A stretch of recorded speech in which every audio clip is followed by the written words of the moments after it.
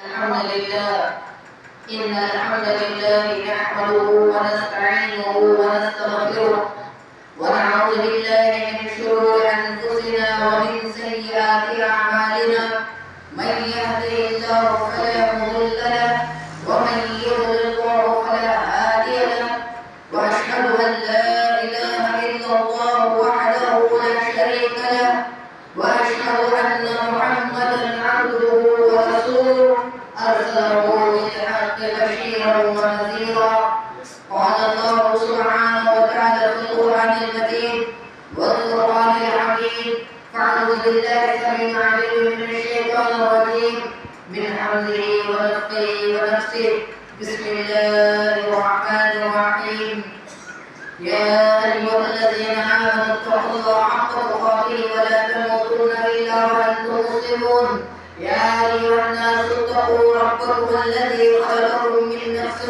واحدة وخلق منها زوجها وبث منهما رجالا كثيرا ونساء واتقوا الله الذي تساءلون به والأرحام إن الله كان عليكم رقيبا يا أيها الذين آمنوا اتقوا الله وقولوا قولا سديدا يصلح لكم أعمالكم ويغفر لكم ذنوبكم ومن يطع الله ورسوله فقد فاز فوزا عظيما أما بعد فإن خير الحديث كتاب الله وخير الهدى هدي النبي صلى الله عليه وسلم وشر الأمور محدثاتها وكل محدثة بدعة وكل بدعة ضلالة وكل ضلالة في النار قال الله سبحانه وتعالى في موضع آخر أعوذ بالله من الشيطان الرجيم بسم الله الرحمن الرحيم لن ينال الله لحومها ولا دماؤها ولكن يناله التقوى منكم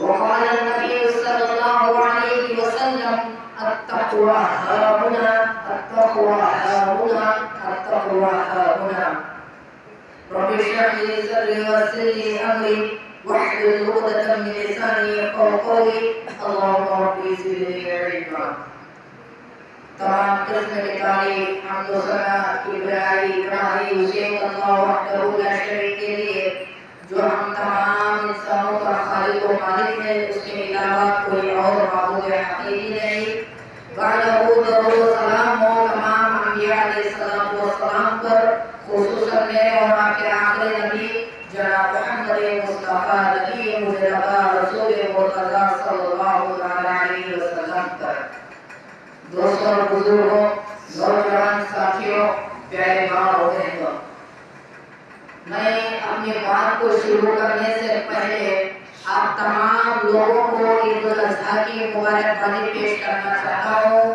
تقبل اللہ منا ومنکم وصالح اعمالکم عید مبارک علینا وعلیکم دوستوں اور بزرگوں پیارے ماں اور بہنوں آج کے اس خطبے میں جس ٹاپک کو لے کر میں آپ کے سامنے حاضر ہوا ہوں وہ ہے قربانی کا اصل مقصد تقویٰ ہے اللہ سبحانہ و تعالیٰ نے جو یہ قربانی جیسی عید اور اس عبادت کو ہمارے لیے مشروع کیا ہے اس کی حکمت یہ ہے تاکہ بندہ اللہ سبحانہ و تعالیٰ کی اس عبادت کو انجام دے کر وہ اللہ سبحانہ و تعالیٰ کا قریبی بندہ بن جائے اللہ سبحانہ و تعالیٰ کا تقویٰ اپنے دل کے اندر بسا لے حضرین اللہ سبحانہ و تعالیٰ نے تقوی کی بڑی فضیلت کو قرآن مجید کے اندر بیان کیا اللہ سبحانہ و تعالیٰ نے بار بار تقوی کا حکم دیا اور اسی طرح تقوی کہتے کس کو ہے تقوی کا مطلب یہ ہے کہ بندہ اللہ سبحانہ و تعالیٰ کا خوف اللہ کا ڈر اپنے دل کے اندر بٹھا لے اور اسی کو تقوی کہتے ہیں جمعہ کے اندر خطبات کے اندر بیانات کے اندر جو تین مشہور آیتیں پڑھی جاتی ہیں پہلی آیت یا ایھا الذین آمنوا اتقوا اللہ حق تقاتہ ولا تموتن الا وانتم مسلمون اس آیت کے اندر اللہ سبحانہ و تعالیٰ نے تقوی کا ذکر کیا دوسری آیت یا ایھا الناس اتقوا ربکم الذی خلقکم من نفس واحدہ وخلق منها زوجها وبث منهما رجالا كثيرا ونساء واتقوا الله الذي تساءلون به والارحام ان الله كان عليكم رقيبا. اس آیت کے اندر بھی اللہ سبحانہ و تعالی نے تقوی کا حکم دیا. اور تیسری آیت یا ایھا الذین آمنوا اتقوا اللہ وقولوا قولا سدیدا. اس آیت کے اندر بھی اللہ سبحانہ و تعالی نے تقوی کا ذکر کیا. اس سے آپ اندازہ لگائیں کہ تقوی کی اہمیت کیا ہے, تقوی کی فضیلت کیا ہے. اللہ سبحانہ و تعالیٰ نے مجھے اور آپ کو کیوں پیدا کیا, اللہ نے ہم سب کو کیوں پیدا کیا. اللہ سبحانہ و تعالیٰ نے قرآن مجید میں کہا کہ اللہ نے تمہارے کو تقوی کے لیے پیدا کیا ہے. اللہ کا فرمان ہے یا ایھا الناس اعبدوا ربکم الذی خلقکم والذین من قبلکم لعلکم تتقون. اے لوگو تم ایک اللہ کی عبادت کرو جس نے تمہیں پیدا کیا. تمہارے سے پہلے تمہارے باپ داداؤں کو اللہ نے پیدا کیا. کیوں؟ لعلکم تتقون, تاکہ تم اللہ کا ڈر اور اللہ کا خوف اپنے اندر پیدا کرو.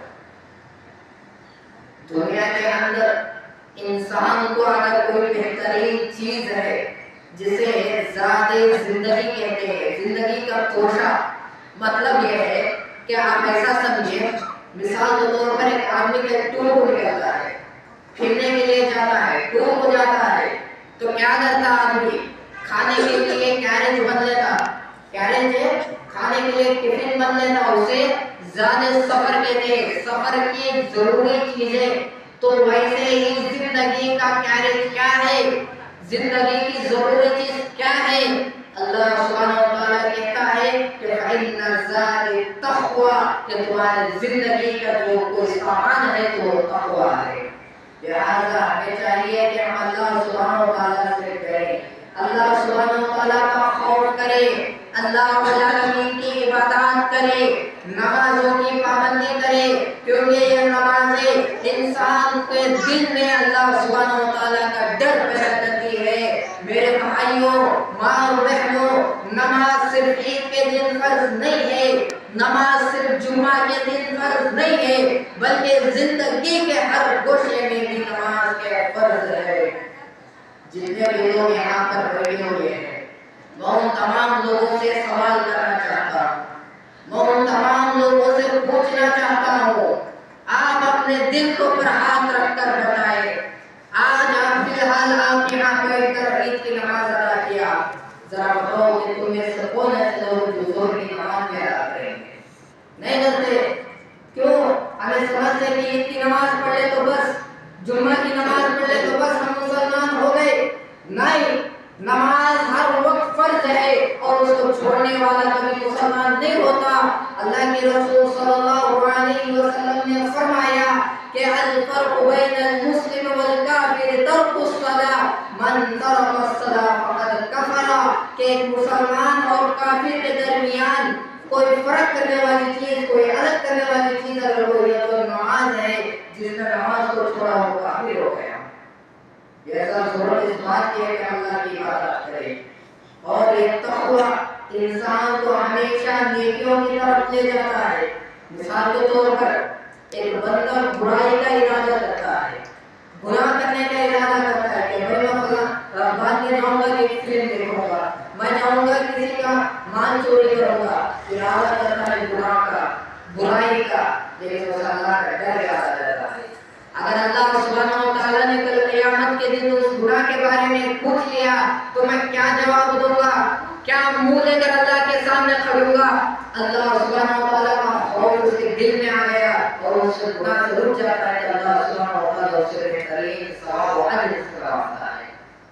حضرین, یہ جو قربانی ہم کرتے ہیں, اس قربانی کے اندر بھی ہمیں تقویٰ حاصل کرنے کے لیے اللہ سبحانہ و تعالیٰ نے عبادت کی ہے, تاکہ بندہ اللہ سبحانہ و تعالیٰ کا خوف کھاتے ہوئے, اللہ کا ڈر اپنے دل میں بٹھاتے ہوئے, اللہ سبحانہ و تعالیٰ کی خوشی کے لیے اپنے جانور کو ذبح کرے. جب جانور کے گلے کو کاٹ رہا ہے تو اس کے دل میں نیت ہونی ہے کہ میں یہ جانور کو کاٹ رہا ہوں تو اللہ کے لیے کاٹ رہا ہوں, اللہ کی خوشی کے لیے کاٹ رہا ہوں.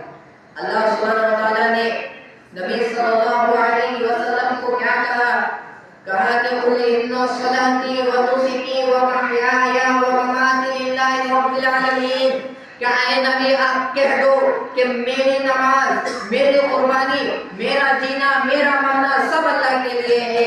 یہ زندگی ہماری نہیں ہے، یہ زندگی اللہ کی ہے جسے اللہ نے ہمیں دیا، اسے اللہ کے لیے گزارنا چاہیے. لیکن آج مسلمان قربانی کرتے ہیں تو دنیا کے اندر نام کمانے کے لیے، اپنے آپ کو بڑا دکھانے کے لیے، بڑپن کے لیے، کمپٹیشن کے لیے قربانی کرتے ہیں کہ تیرا بکرا 10,000 کا تو میرا 20 کا، تیرا 25 کا تو میرا 30 کا، تیرا 40 کا تو میرا 50 کا. یہ بات یاد رکھیں، آپ ایک نہیں اس نیت سے کروڑ بکرے بھی اگر ذبح کر دے تو اللہ سبحانہ و تعالیٰ اسے قبول نہیں کرتا. اللہ سبحانہ و تعالیٰ تمہارے دلوں کو دیکھ کر تمہارے تقوی کو قبول کرتا ہے. اللہ سبحانہ و تعالیٰ نے ارشاد فرمایا قرآن مجید کے اندر، لن ينال الله لحومها ولا دماؤها ولكن يناله التقوى منكم. کیا ہے لوگوں، کان کھول کر سن لو کہ اللہ سبحانہ و تعالیٰ کے پاس تمہارے جانوروں کا یہ خون، تمہارے جانوروں کا یہ گوشت اللہ کے پاس نہیں جاتا. اللہ کے پاس جاتا ہے تو تمہارے دلوں کا تقوی اللہ کو جاتا ہے. اور اللہ کے رسول صلی اللہ علیہ وسلم کی ایک مشہور حدیث ہے، اللہ کے رسول صلی اللہ علیہ وسلم نے فرمایا کہ ان اللہ لا ينظر الى صوركم واموالكم ولكن ينظر الى قلوبكم واعمالكم. کہ اے لوگوں، اللہ سبحانہ و تعالیٰ تمہارے چہروں کو، تمہارے مال کو نہیں دیکھتا کہ لوگ کیا ہے اچھی خوبصورت ریڈی ہو کر آ جائے، اچھا سوٹ بوٹ پہن کر دیکھ کر کے آ جائے تو اللہ نہیں دیکھتا. اللہ کے رسول کہتے ہیں کہ اللہ سبحانہ و تعالیٰ دلوں کو اور ہمارے عمل کو دیکھتا ہے کہ ہم کتنا عمل کرنے والے ہیں، ہم کتنا اللہ کی عبادت کرتے ہیں، ہم کتنا اللہ کے لیے نماز پڑھتے ہیں. اللہ سبحانہ و تعالیٰ کے عمل کو دیکھتا ہے. اور اسی طرح انسان چاہتا ہے کہ دنیا والے اس کی عزت کرے، اس کا احترام کرے، اسے ریسپیکٹ دے. ہر انسان کی خواہش ہوتی ہے کہ بات یاد رکھے کہ انسان بڑا ہو جانے سے اسے عزت نہیں ملتی، انسان پیسہ والا ہونے سے اسے عزت نہیں ملتی، مگر عزت ملتی ہے تو تقوی کی بنیاد پر ملتی ہے.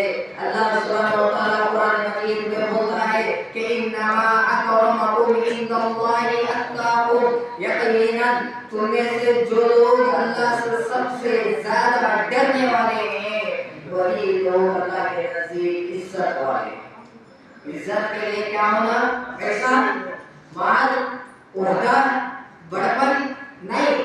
عزت ہونا ہے تو اپنے دلوں کے اندر تقوی کو بٹھاؤ، تقوی کو جگاؤ، اللہ کا ڈر اپنے دل کے اندر رکھو، اللہ خود تمہیں عزت دے گا.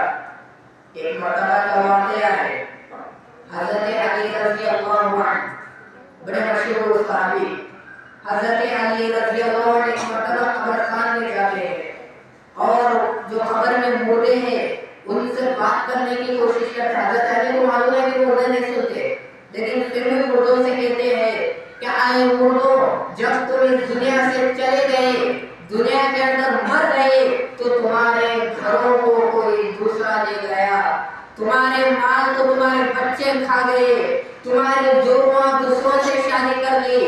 بتاؤ کہ تمہارے پاس کیا ہے، تمہارے پاس اب کیا بچا ہے قبر میں؟ پھر خود علی رضی اللہ جواب دیتے کہ اگر یہ مردے میرے بات کو سنتے، انہیں بات کرنے کی طاقت ہوتی تو کہتے کہ ہمارے نزدیک تقویٰ ہے، ہمارے نزدیک اللہ کا خوف ہے، ہمارے نزدیک اللہ کا ڈر ہے. یہ تقویٰ انسان کو زندگی کے اندر نیکیوں کی طرف، بھلائی کی طرف لے جاتا ہے، دنیا کے اندر فائدہ دیتا ہے اور آخرت میں بھی انسان کیا ہے فائدہ دیتا ہے. دیکھیے میں آپ کے سامنے ایک قصہ سنا رہا ہوں. بنی اسرائیل کے اندر ایک آدمی تھا، بنی اسرائیل کے اندر ایک آدمی تھا، اس کے بہت سارے بچے تھے اور وہ آدمی بڑا گنہگار تھا، بڑے گناہیں کرتا تھا.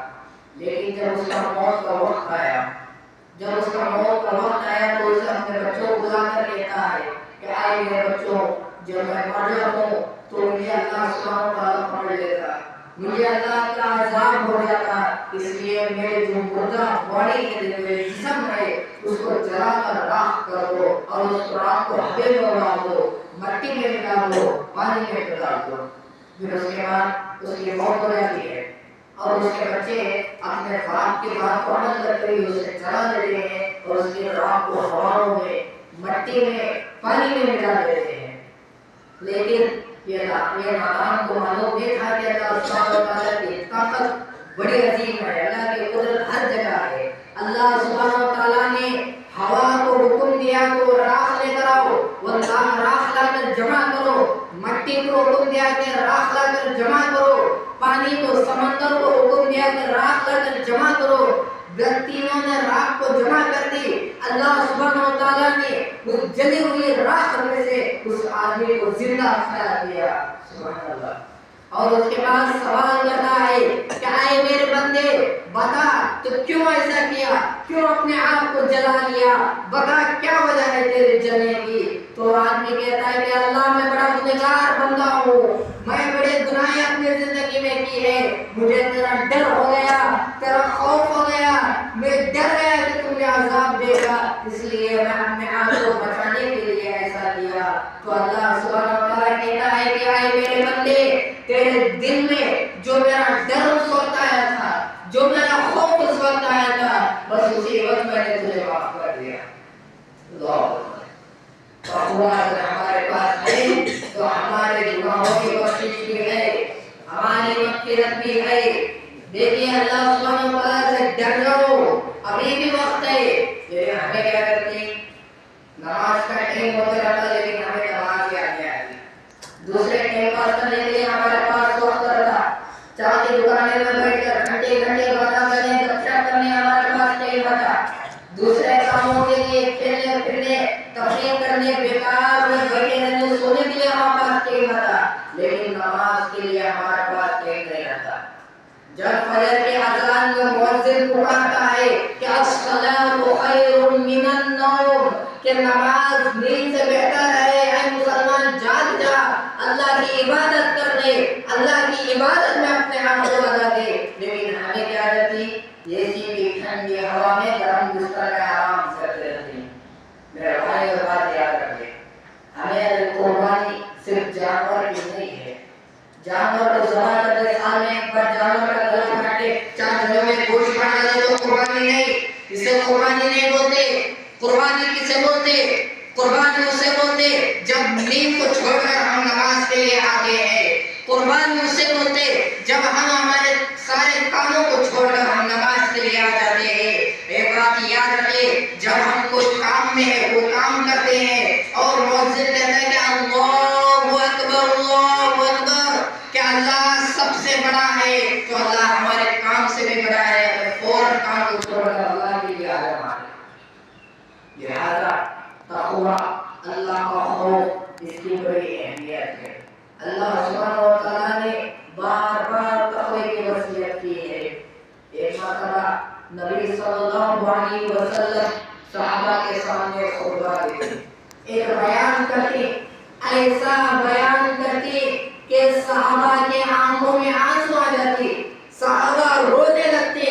ایک صحابی اٹھ کر کھڑے ہوتے ہیں اور کہتے ہیں کہ نبی ایسا لگتا ہے کہ یہ تمہارا آخری خطبہ ہے، اب تمہیں بہت جلد دنیا کو چھوڑ کر جانے والے ہیں، ذرا ہمیں کسی چیز کی وصیت کرو، ہمیں کوئی نصیحت کر کے جاؤ۔ تو اللہ کے رسول صلی اللہ علیہ وسلم نے کیا کہا معلوم ہے؟ اللہ کے رسول نے کہا کہ وہ اسی بتقوی اللہ، کہ اے لوگوں میں تمہیں اللہ کا خوف، اللہ کا ڈر، اللہ کے تقوی کی وصیت کرتا ہوں۔ تقوی، یہ اللہ کے رسول صلی اللہ علیہ وسلم نے تقوی کی وصیت کی، یہ تقوی اللہ کی نصیحت ہے، یہ تقوی نبی کی وصیت ہے، یہ تقوی صحابہ کا شعار ہے، یہ تقوی ہمارے نیک علماء و سلف صالحین کی زندگی ہے۔ مگر بڑا افسوس ہے، بہت زیادہ افسوس ہے کہ آج ہمارے زندگیوں میں ہم دیکھیں گے تو ہمارے دلوں سے اللہ کا تقوی نکل چکا ہے، آج ہمارے نزدیک اللہ کا ڈر نکل چکا ہے۔ میرے بھائیوں، ایک مرتبہ ایک انگار جلا کر دیکھو، اسے اپنے چمڑے سے جلا کر دیکھو، کتنی تکلیف ہوگی، کب تک تم اس درد کو محسوس کرتے رہیں گے؟ تم ایک چھوٹی سی انگار کو یہاں برداشت نہیں کر پاتے، کل قیامت کے دن اللہ سبحانہ و تعالیٰ جس دوزخ میں سے ڈالنے والا ہے، وہ دوزخ کی آگ دنیا کی آگ سے بھی 70% زیادہ تیز اور جلنے والی ہے۔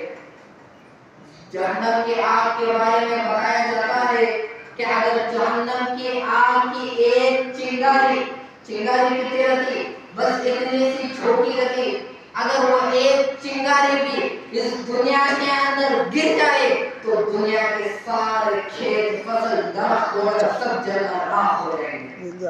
ایسی جہنم میں اللہ سبحانہ و تعالیٰ ہمیں عذاب دینے والا ہے۔ تو لہٰذا ہمیں کرنا کیا ہے؟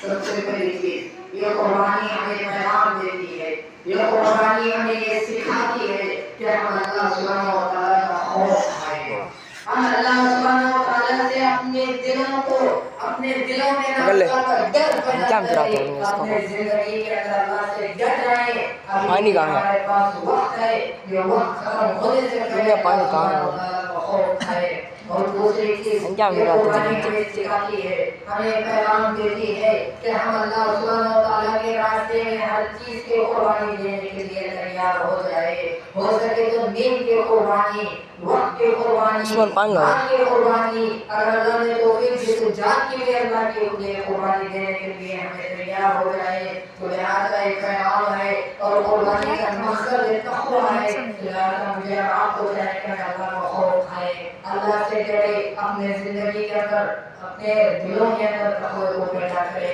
آخر میں اللہ سبحانہ و تعالیٰ سے دعا ہے کہ اللہ تعالیٰ ہم تمام لوگوں کو خوف کھانے کی توفیق عطا فرما، ہمارے دلوں کے اندر تیرے تقوی کو جگا دے۔ اے اللہ، جتنے بھی لوگ آج تیرے راہ میں قربانی پیش کرنے والے ہیں، ان کے قربانیوں کو قبول فرما، انہیں ان کا بہترین بدلہ عطا فرما۔ اے اللہ، جتنے لوگ دنیا میں پریشان حال ہے، بیمار حال ہے، ان کی پریشانیوں کو، بیماریوں کو دور کر دے، انہیں پرسکون زندگی عطا فرما۔ جب تک ہم اس دنیا کے اندر زندہ ہے، اللہ توحید پر، ایمان پر زندہ رکھے۔ جب بھی ہماری موت ہو تو لا الہ الا اللہ پر ہو۔ اللہ تعالیٰ ہمیں مرنے کے بعد عذاب قبر اور عذاب جہنم سے نجات دے کر ہمارا آخری قیام جنت الفردوس میں نصیب فرما۔ آمین۔ وآخر دعوانا الحمد للہ رب العالمین، وما علینا الا البلاغ المبین، برحمتک یا ارحم الراحمین، والسلام علی المرسلین، والحمد للہ رب العالمین۔ السلام علیکم ورحمۃ اللہ وبرکاتہ۔